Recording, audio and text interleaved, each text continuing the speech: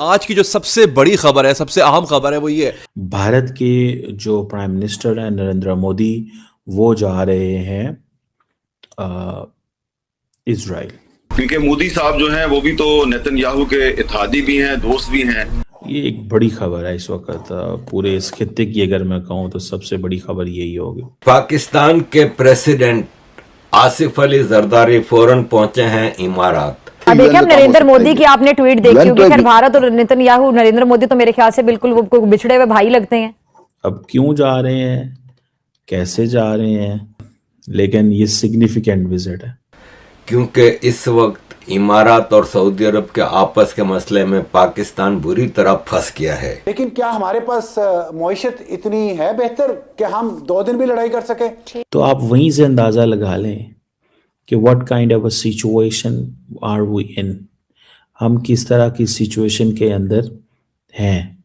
क्योंकि सऊदी अरब गुस्से में था कि army chief Asim Munir Libya में उस ग्रुप से मिलने गया जिसको सऊदी अरब सपोर्ट नहीं कर रहे थे। पाकिस्तान की खारिजा पॉलिसी का एक नाजुक मोड़ हमें नजर आ रहा है। मशरिक़ वस्ता के बदलते हुए स्ट्रेटेजिक माहौल में हमारी पोजीशनिंग के अहम सवालात उठ रहे हैं। रोजाना की बुनियाद पे ना नादरीन, ये हुकूमत अपनी कब्र खोद रही, रोजाना की बुनियाद पे अपना बंदोबस्त कर रही। ये निजाम खुद अपनी कब्र खोद रहा है। वो रशिया से तेल खरीदने की इस वार्निंग के बावजूद ट्रंप की कि मैं पेनल्टी लगाऊंगा, उन्होंने कहा हम तेल खरीदते रहेंगे। रिसेंटली इजरायली प्राइम मिनिस्टर का फोन भी आया था। क्या आप जानते हैं कि भारत और इजराइल की दोस्ती सिर्फ कूटनीति तक सीमित नहीं है, बल्कि यह टेक्नोलॉजी, सुरक्षा और रणनीतिक भरोसे की एक नई मिसाल बन चुकी है। हाल ही में इजराइल की तरफ से भारत को मिला एक खास निमंत्रण इस रिश्ते को और गहरा करता दिख रहा है। प्रधानमंत्री नरेंद्र मोदी और इजरायली नेतृत्व के बीच बना भरोसा आने वाले समय में एशिया की राजनीति को नई दिशा दे सकता है। यह द्वारा केवल औपचारिक मुलाकात नहीं होगा, बल्कि इसके पीछे छिपे हैं बड़े रणनीतिक संकेत, जिनका असर भारत की वैश्विक स्थिति पर पड़ सकता है। बने रहिए, क्योंकि आगे की कहानी और भी दिलचस्प है। भारत के जो प्राइम मिनिस्टर हैं नरेंद्र मोदी, वो जा रहे हैं इजराइल। ये एक बड़ी खबर है इस वक्त पूरे इस खित्ते की। अगर मैं कहूँ तो सबसे बड़ी खबर यही होगी। अब क्यों जा रहे हैं, कैसे जा रहे हैं, इसके ऊपर तो सारी बातें हम बात कर सकते हैं, लेकिन ये सिग्निफिकेंट विजिट है। ये एक इंतहाई सिग्निफिकेंट विजिट है। उसमें आप ये देखें कि मोदी साहब का विजिट, ईरान जाना का जो बड़ा मकसद है वो यही है जी कि हम वी स्टैंड अगेंस्ट टेररिज्म। अच्छा, इंडिया की पॉलिसी बड़ी, वो जिसे कहते हैं ना, इस तरह की है कि आज मैं देख रहा था कि जी हॉलोकॉस्ट का रिमेम्बरेंस डे था। फॉरेन सेक्रेटरी विक्रम मिश्री इजरायली प्राइम मिनिस्टर के साथ खड़े हुए थे। इंडिया के डेप्टी नेशनल सिक्योरिटी एडवाइजर पवन कपूर ईरान के अंदर हैं, वो अली लारेजानी से मिल रहे हैं, जो सेक्रेटरी हैं ईरान की सुप्रीम नेशनल सिक्योरिटी काउंसिल के। अच्छा, और मोदी साहब क्या कर रहे हैं? मोदी साहब इजराइल जा रहे हैं। आप यहाँ से अंदाज़ा लगा रहे हैं कि ये क्या हो रहा है। और अगले हफ्ते जयशंकर साहब भी अमेरिका जा रहे हैं। लेकिन मैं यहाँ पे जो खबर मेरे पास है और व्हाट आई अंडरस्टैंड, ठीक है जी, कि मोदी साहब का जो विजिट है इजराइल का, दैट इज़ सिग्निफिकेंट इस तरह कि ये एक तो जिसे कहेंगे ना, जा तो खैर अगले महीने रहे हैं फरवरी के अंदर, लेकिन the point here is very clear कि मोदी साहब पैगाम दे रहे हैं कि हम इजराइल के साथ खड़े हुए हैं, we are standing with Israel. दूसरी बात क्या है, वो कहेंगे जी हम तो 27-28 फरवरी को जा रहे हैं, क्योंकि रिसेंटली इजरायली प्राइम मिनिस्टर का फ़ोन भी आया था। द मेन पर्पज़ इसके स्ट्रेटेजिक कोऑपरेशन को इन्हेंस करना है। अच्छा, इस वक्त ख़तरा क्या है कि अमेरिकन फ़ौजें जो हैं वो इस वक्त किधर हैं? अमेरिकन फोर्सेस जो हैं इस वक्त ईरान के ऊपर अटैक करने की तैयारियां कर रहे हैं।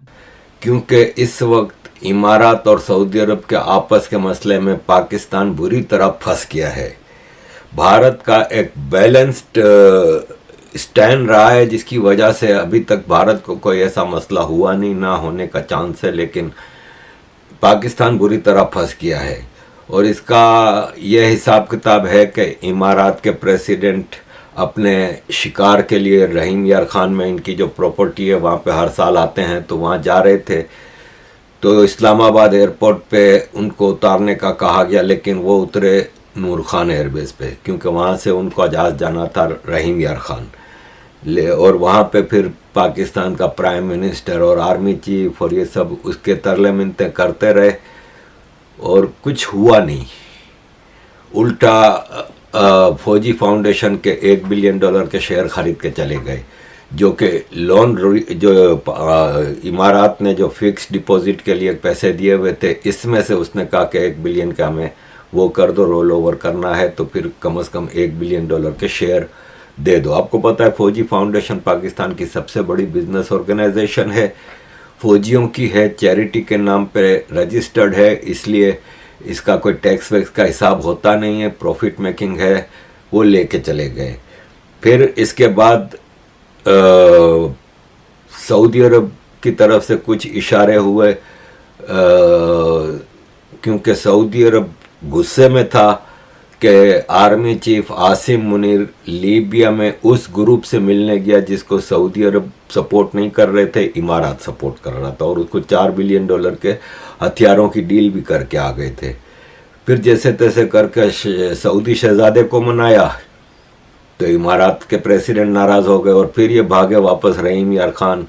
फिर इमारात के प्रेसिडेंट कुछ घंटों के लिए भारत आते हैं, भारत के साथ एक लंबी चौड़ी डील होती हैं, जिसमें अनाउंस्ड डील ट्रेड की थी, लेकिन डिफेंस की भी डील थी जो कि अनअनाउंस थी। पाकिस्तान फिर परेशान हुआ और फिर जब इशारा मिला इस बात से कि इमारात ने इस्लामाबाद एयरपोर्ट का जो ठेका लिया हुआ था वो वापस कर दिया और बोला हम इसमें इंटरेस्टेड नहीं हैं, तो अब ये प्रेसिडेंट साहब भागे भागे गए हैं दुबई, अबू धाबी। आपको मैं यहाँ पे ये बताता चलूँ कि पाकिस्तानियों की खाली $100 बिलियन की इन्वेस्टमेंट है दुबई में और अबू धाबी में, इमारात में $100 बिलियन की। भारत और इजराइल के रिश्ते पिछले कुछ वर्षों में जिस तेजी से आगे बढ़े हैं, वह अंतरराष्ट्रीय राजनीति में एक मजबूत साझेदारी का संकेत देते हैं। रक्षा तकनीक, साइबर सुरक्षा, कृषि नवाचार और खुफिया सहयोग जैसे क्षेत्रों में दोनों देशों ने एक दूसरे पर भरोसा बढ़ाया है। इसी भरोसे की झलक तब दिखी जब इजराइल की ओर से प्रधानमंत्री नरेंद्र मोदी को आधिकारिक यात्रा का निमंत्रण भेजा गया। यह यात्रा केवल शिष्टाचार तक सीमित नहीं मानी जा रही, बल्कि इसे भविष्य की रणनीतिक योजनाओं से जोड़कर देखा जा रहा है। सूत्रों के अनुसार इस दौरे में रक्षा सहयोग को और मजबूत करने, आधुनिक तकनीक के साझा उपयोग और वैश्विक सुरक्षा चुनौतियों पर संयुक्त रणनीति जैसे मुद्दों पर चर्चा संभव है। भारत के लिए यह अवसर पश्चिम एशिया में अपनी भूमिका को और सशक्त करने का है, वहीं इजराइल के लिए एशिया में एक भरोसेमंद और प्रभावशाली साझेदार के साथ रिश्ते और गहरे करने का मौका। दोनों देशों की नेतृत्व शैली में दिखाई देने वाली स्पष्टता और निर्णायक सोच इस साझेदारी को अलग पहचान देती है। आने वाले समय में यदि यह यात्रा होती है तो इसके परिणाम केवल द्विपक्षीय नहीं बल्कि वैश्विक स्तर पर भी महसूस किए जा सकते हैं। ऐसे दौर में जब दुनिया नए शक्ति संतुलन की ओर बढ़ रही है, भारत इजराइल संबंध यह दिखाते हैं कि मजबूत दोस्ती केवल शब्दों से नहीं बल्कि साझा दृष्टि और भरोसे से बनती है।